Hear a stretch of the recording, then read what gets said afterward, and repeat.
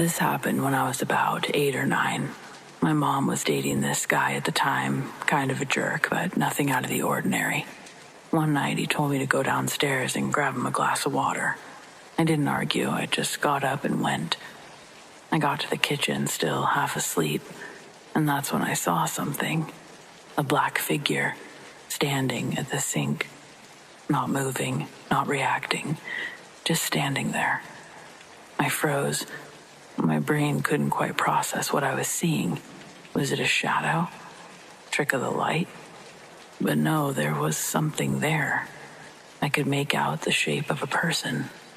Then, panic kicked in. I turned and bolted back upstairs. My heart was pounding. I burst into my mom's room and I tried to explain, but her boyfriend just rolled his eyes, told me I was imagining things. Go back to bed, he said, like I hadn't just seen something or someone in our kitchen. I didn't sleep much that night. For years, I told myself that it had to have been a shadow, my tired eyes playing tricks on me, some weird childhood fear that got blown out of proportion. But now, looking back as an adult, I'm about 99% sure that it wasn't a shadow. Some dude was just standing in my kitchen in the middle of the night, casually using our sink. I don't know what's scarier, the idea that I saw something paranormal, or the fact that in the rough neighborhood we lived in, it was probably just some guy.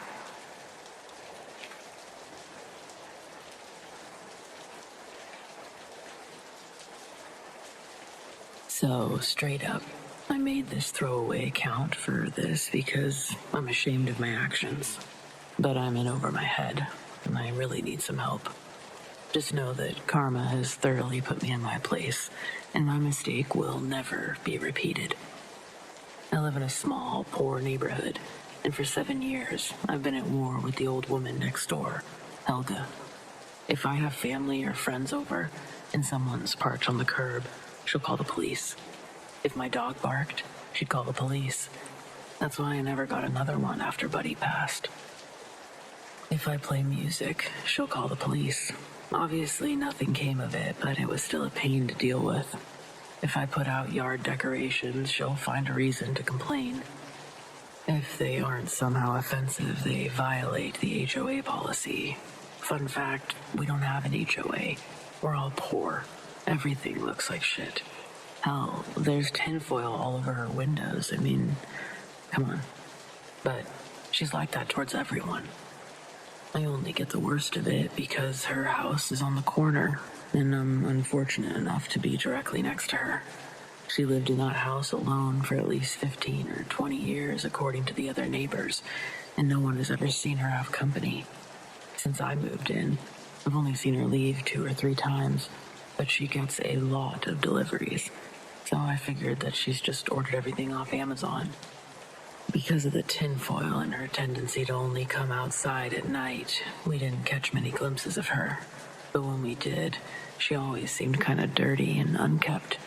A couple years ago, when I still had Buddy, I was walking around the block as Helga collected her boxes, and there was a row of scary tribal masks hanging on the wall behind her. I only saw them for a quick second before she hurried back inside, but I'll never forget the one in the center. The face was long and had a pointed chin, large rectangular teeth. Its eyes were closed in angry slants, and red war paint adorned its head and cheeks. My description truly doesn't do it justice. Its menacing expression made it seem alive. The guy who lives across from her, Joe, was coming home late one night, like 3 in the morning, not expecting anyone to be out. But Helga was standing in the middle of the street, with her arms raised to the sky, wearing a black hooded robe.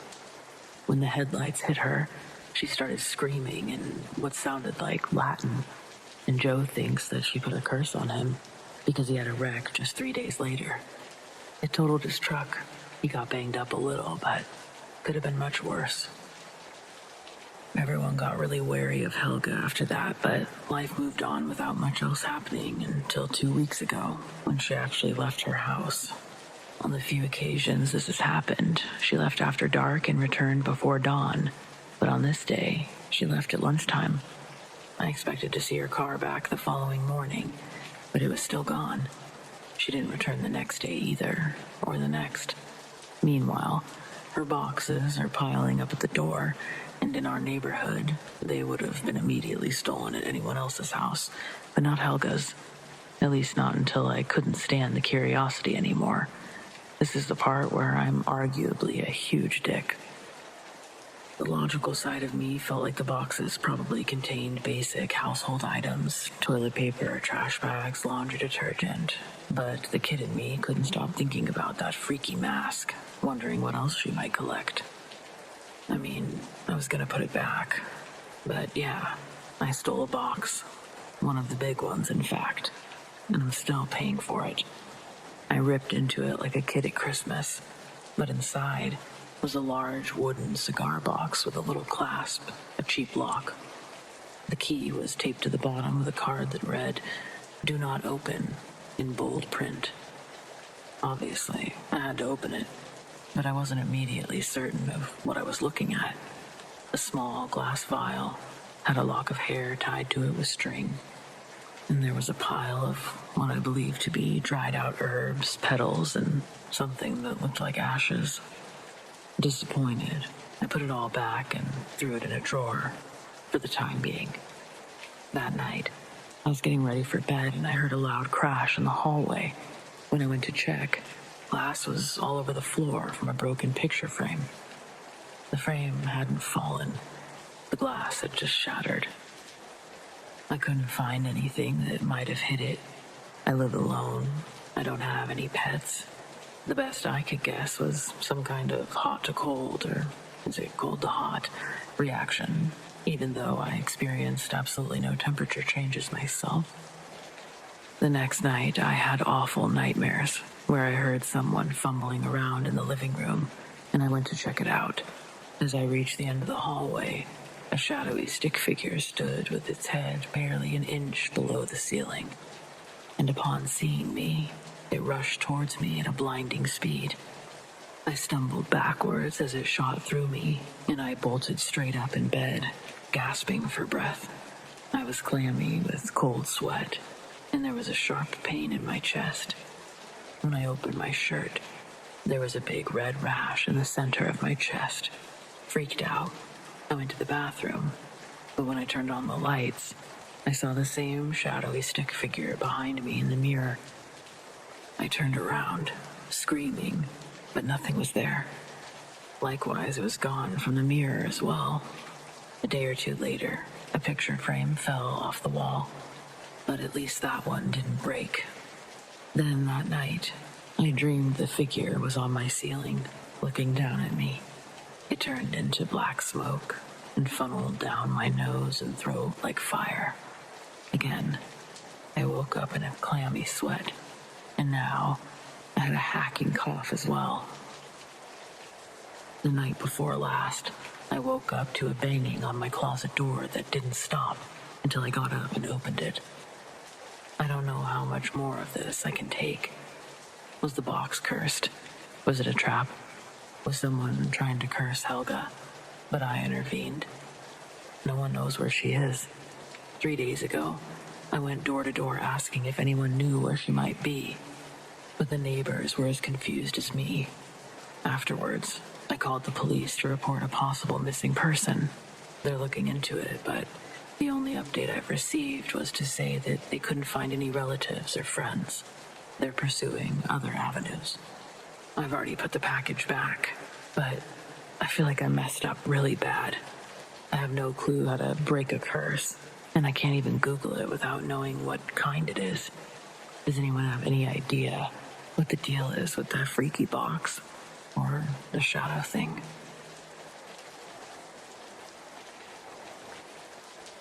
I think I purchased a cursed amulet from a homeless lady. We have a large outlet mall where I live, but the main store in the center, it used to be an Old Navy, has been empty for the last 3 years. Sometimes they use it as a weekend flea market, and anyone can sign up for a booth. My wife, Pat, and I have found some great antiques there, so we make it a point to go whenever it's open. This year they did something a little different and opened it for the entire week after Thanksgiving. It was the biggest we've seen yet. The whole building was packed tight with vendors, leaving only a few thin aisles to navigate the stores. As usual, Pat and I split up at the entrance with a plan to meet back at the car. At the end of the first aisle, tucked off into the corner, stood an elderly woman with a wooden tray hanging from her neck. It was like what you'd see the peanut vendors wearing at a baseball game, only this one held a bunch of old jewelry and small trinkets. She had long, stringy white hair, and many of her front teeth were missing. Her black dress was dirty and frayed at the edges, and she had no stockings to keep her legs warm. It was 35 degrees outside and not much warmer inside, but her sandals left most of her bare feet exposed. Her merchandise wasn't particularly appealing, but I wanted to give her some money without insulting her. When I asked about a yellow pendant on a gold chain, she said the amulet was blessed by a priestess and granted the wearer good fortune. I didn't believe her, but I wasn't buying it for the value, so I gave her a 20 and put the necklace in my pocket and wished her a Merry Christmas. The owner of the neighboring record booth had returned, and I spent a few minutes browsing through their collection. Afterwards, I turned back to the old woman for a final farewell, but she was gone. She'd only stood a couple of feet away. I didn't think I was so engrossed with the albums that I would have missed her leaving, but apparently I had. Later at home, I showed my wife the necklace and asked her if she had seen the woman. She hadn't, but she liked the amulet, and I helped her put it on.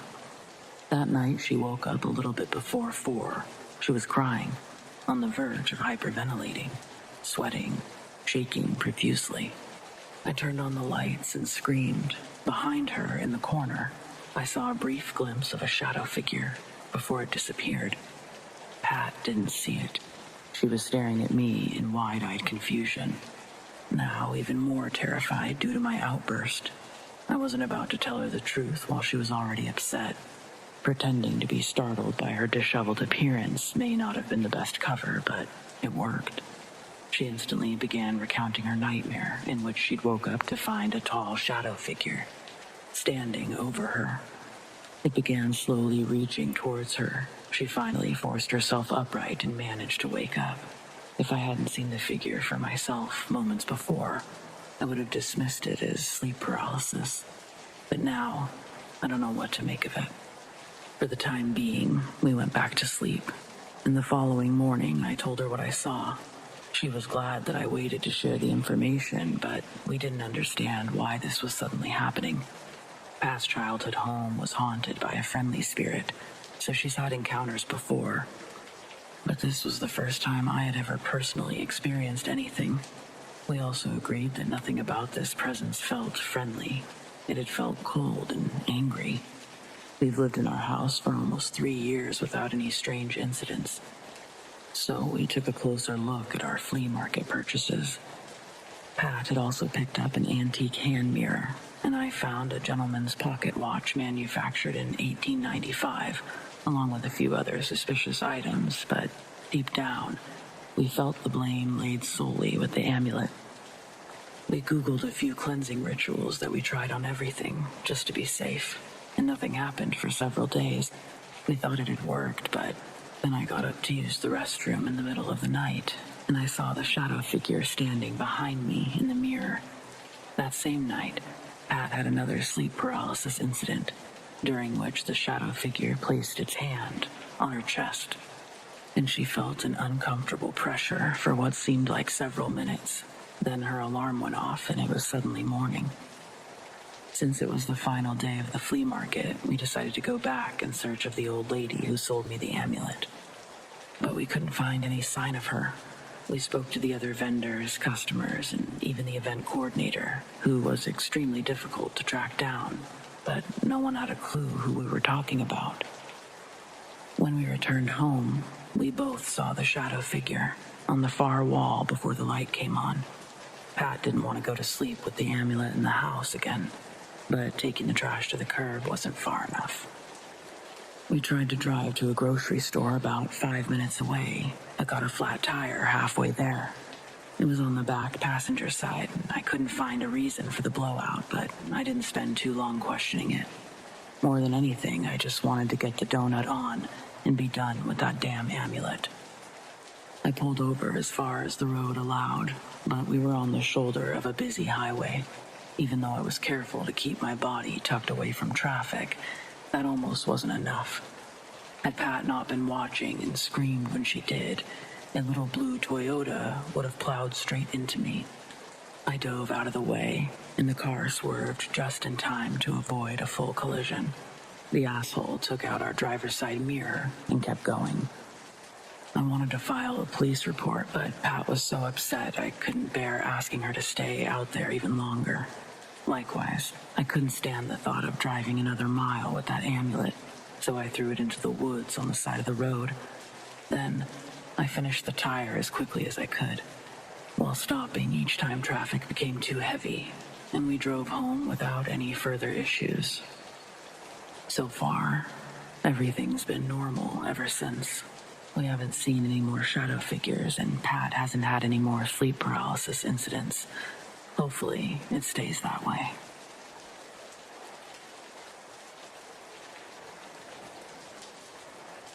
Last winter, I got snowed in at a friend's cabin in the mountains when a freak blizzard hit. I was only supposed to be there for the weekend while I finished the final edits on a novel. That in itself wasn't too big of a deal. I always over-prepared, so I had plenty of food and water. The only thing I lacked were weapons. I shouldn't have needed one. It probably wouldn't have helped anyway, but at least I would have felt some illusion of safety. It wasn't rough living out there at all. The entire cabin was powered by a beast of a generator, and by some miracle, the water pipes never froze. Under normal circumstances, it would have made for a great vacation.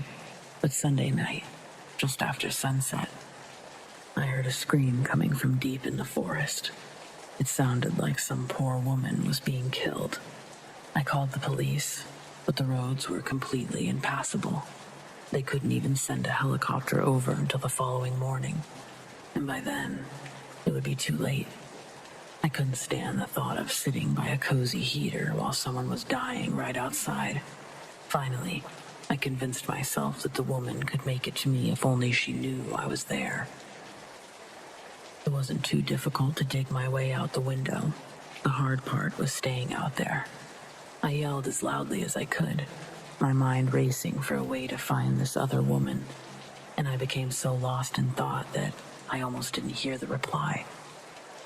A faint, distant voice that sounded strangely familiar to my own came from the darkness, but I only understood the last few words. "Is someone there?" "Yes," I shouted back, instantly full of adrenaline. With only my phone for a light, I dared not to wander in after her and have us both be lost. Instead, I called back for her to follow the sound of my voice. After a few minutes passed with no further communication, I wondered if I'd imagined the whole thing. But then she answered again. "Hello? I'm here." I shouted louder than ever in my excitement, and soon I heard her moving through the brush. I ran a few feet into the tree line, needing to meet her when she came into sight, but my legs nearly gave out when I saw what was actually coming towards me. I could just make out a cloaked figure. It was a humanoid-shaped patch of darkness, blacker than anything you've ever known. And in the place you would expect to see its eyes were two tiny, glowing red orbs. The greatest fear I've ever felt washed over me, and my flight or fight instinct chose to fly. I flew back into the cabin without turning back, and I had no clue if that thing was chasing me or not. I locked the door and checked every window without turning on a single light, and I waited there in the darkness. 2 hours later, I was finally beginning to relax when a set of heavy footsteps suddenly walked onto the little deck outside. They came up each step slowly, and the sharp thuds pounded in concert with my panicked heart. I knew it had to be that thing. It was impossible for anyone else to be out there. Nothing in the world could have made me open that door when the knocking started. At first, it was almost normal, like a neighbor at your door. But then it became desperate and violent. Eventually, I heard the woman's voice again. She was begging for me to let her in. The longer it continued, the more forceful the creature became. But finally, less than an hour before sunrise, it left. I heard it walk back across the deck, down the steps, and away from the cabin. When it was nice and bright outside, I dug my Explorer out of the snow, packed my bags, and nearly killed myself getting off that mountain. But I made it. By that night, I was safe and sound back in the city, where the only monsters are other humans.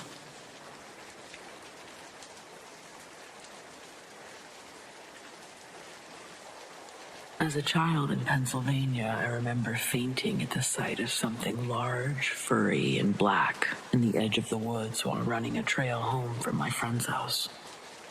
But that could have been a bear.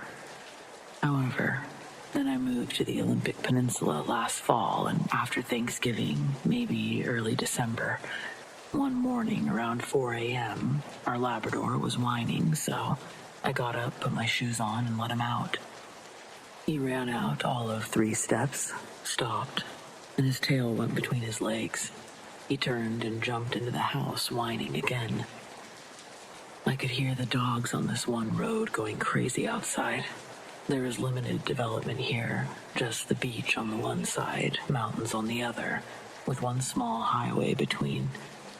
I walked out into our driveway, being new and curious, and eager to check out the neighborhood. Trees, trees, and trees. I was listening with my eyes closed, thinking, beagle. Then in the mix, hound, shepherd. I was hearing all the different dogs. I was feeling like I was using echolocation because it was so dark. I couldn't see more than just our cars in the corner of the house. Then suddenly, I heard what can only be described as a gorilla bark. One that shook the ground, and it came from the opposite direction, behind me. I've worked with crocodiles and alligators up to 13 feet and nearly a ton. I've worked with king cobras and been bitten by a cobra. I've camped the Serengeti and had lions brush up against me in the night through my tent. I stared down a dozen hippos from about 20 feet at Zima Springs in Kenya. I've been bitten by a Gila monster, drugged down the road by a horse on my head. Insert joke about head injury here. I've been kicked by emus, pecked by herons, mauled by prairie dogs on live TV, squeezed by pythons, bitten by rattlesnakes. But this time, I was scared.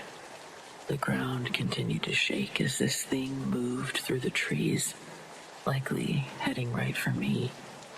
Shaking from the movement, there was an audible grunting sound too, just a short distance away. I knew it was only getting closer to me. I had no idea what this thing would look like. I just knew it was massive.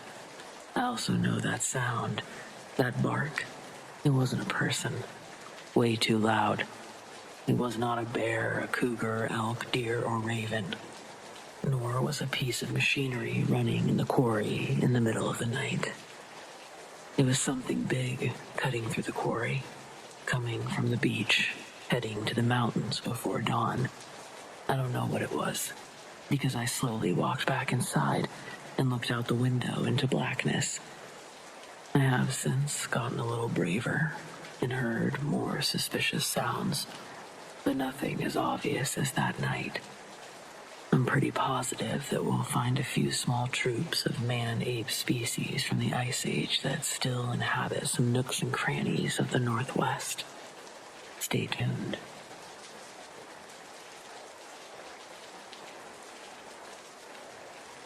Before I call bullshit on my coworker, I'm wondering if any of my UK friends could chime in and tell me if this chick is just crazy, or if she's telling the truth.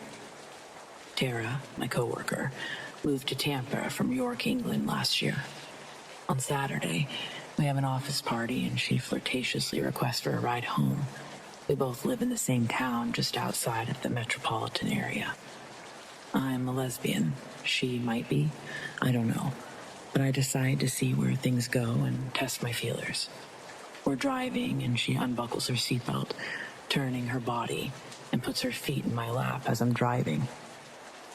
She's pretty short, so her maneuver is less life-threatening and more of a positive sign that my intuitions were correct. She's facing me to talk.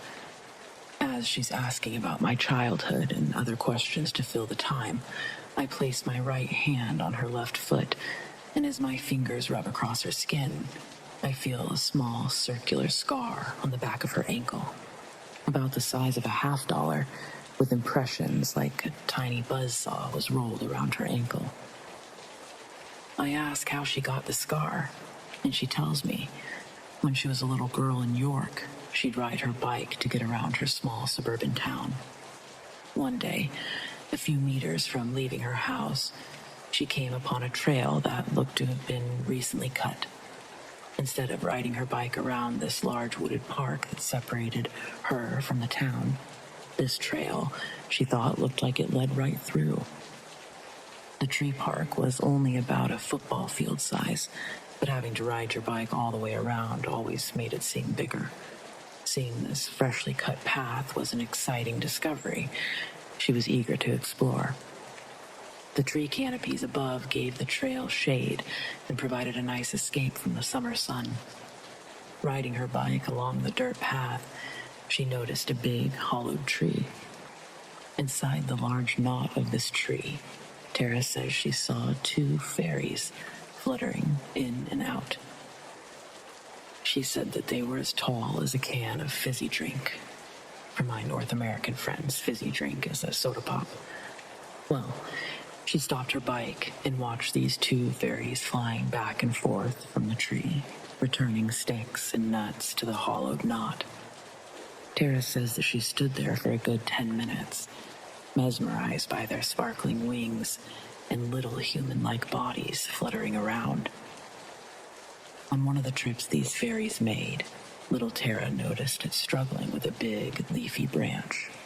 The fairy's wings flapped and flapped, trying to pull this large branch up, eventually collapsing in the grass next to the tree from exhaustion. The branch was giant compared to the fairy, but a twig for Tara's size. Seeing this tired little creature compelled her to get off of her bike and help. She says that she walked over and picked up the branch, and the other fairy appeared from behind the tree, a few inches from her face. Its face wasn't like storybooks portray, though. Absent of beauty was this creature. Its features more resembled a troll, and its clothes were not elegant. Primitive garments, only worn to protect its skin from the natural surroundings. The fairy didn't speak, but Tara knew by its glare and almost telepathic energy that she'd fucked up. She set the branch down and started to walk back towards her bike. The fairy lets her get 3 or 4 steps before its wings start fluttering, and it begins to chase Tara. She turns and runs the last couple of feet towards her bike. But as she's jumping on and about to slide her kickstand up, she feels a searing hot pain in the back of her ankle. Looking down, Tara's horrified to see that the fae has bitten her and is still attached to her leg by its nasty little razor-sharp teeth, each one sinking deeper as she tried to kick it off. Eventually, one desperate swing of her leg launches the fairy off her ankle, giving Tara a chance to pedal away. She rode her bike back home in agony, and the bite became infected. Her mother thought that she'd scraped herself on something, but her grandmother was the only one that believed her story. To add to her outlandish claim, she concludes her story by saying when her and her dad went out to see where it happened, the trail was gone and was back to a regular tree park that it had always been. What do you think? I don't know if I'm on her mom's side or her grandma's. Is there any validity to her story? Or is this a red flag that I may not want to pursue.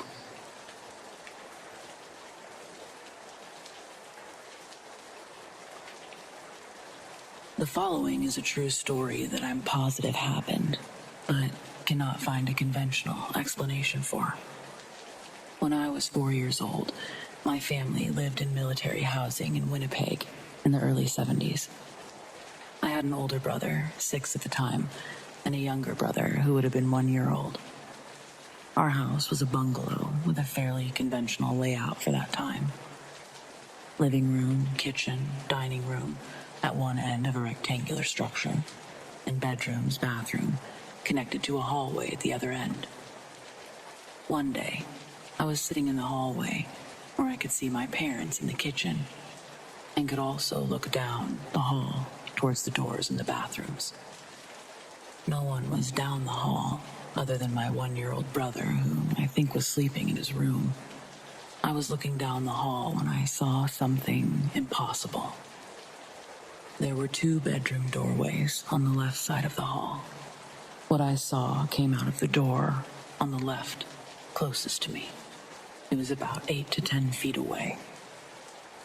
As I watched, a skeletal arm slowly emerged into the hallway, horizontally at my eye level, until the elbow was almost showing, but not quite. Then, it slowly retracted in the exact same fashion into the room. I remember that the bones looked very real. I now know that they were the color of real bones, and were clearly not any kind of plastic replica. The arm bones seemed like they were the size of an adult male's. I know for certain that we didn't have anything that resembled those bones at the house. I also knew for certain that my older brother was not in that area of the house. I could see my parents in the kitchen, and it would be unlike them to play such a scary prank on a 4-year-old. And I don't know if I can explain it, but it was clear by the smooth and steady movement of the arm that it wasn't something being held by someone. It looked as if it was attached to its owner. My impression was that the arm's owner was aware of me and deliberately revealing itself to me in a non-threatening manner. Despite my age, I knew that what I had just seen was extraordinary. I noted that it was the middle of the day, and I was sitting up and wide awake. Of that, I was positive. There was simply no explanation. I wasn't terrified, as one would think. It just simply happened and was done. I had zero interest in going down and looking in that room to see what was there, though perhaps the apparition was an invitation to do so. I didn't tell my parents. Don't ask me why, but, they wouldn't have believed me. Nothing like this has happened to me since this event, and there didn't seem to be any other strange occurrences at that house. A couple of years ago, I finally thought to ask my parents about the house in Winnipeg. They said they hadn't noticed anything strange there, but the previous owner had died while in the military overseas. So, there it is. My one and only experience that I can say with 100% certainty, and will go to my grave believing was an authentic paranormal event.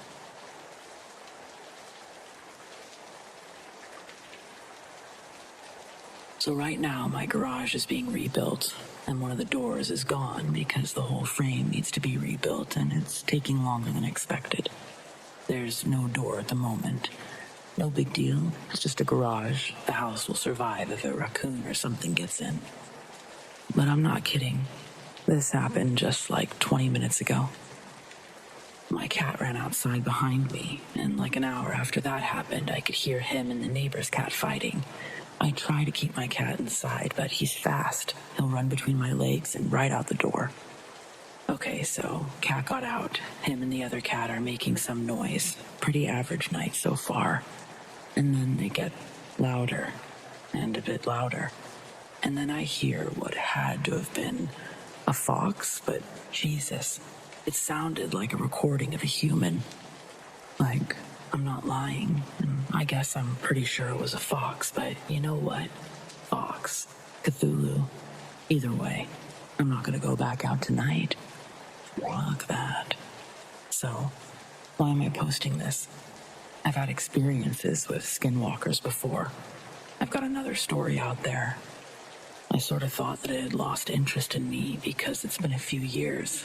But after hearing that scream, just... no thanks. I'll stay inside.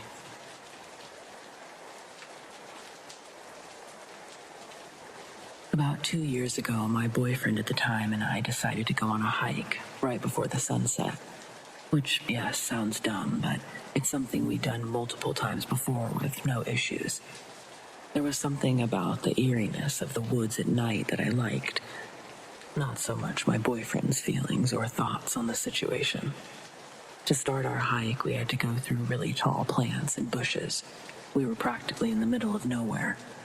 About a mile into the hike, we came across some abandoned structures and had sat down to take a breather. I'm not sure exactly what my boyfriend said to make me do this, but as a joke, I whistled and said, "See, nothing whistled back. We're alone."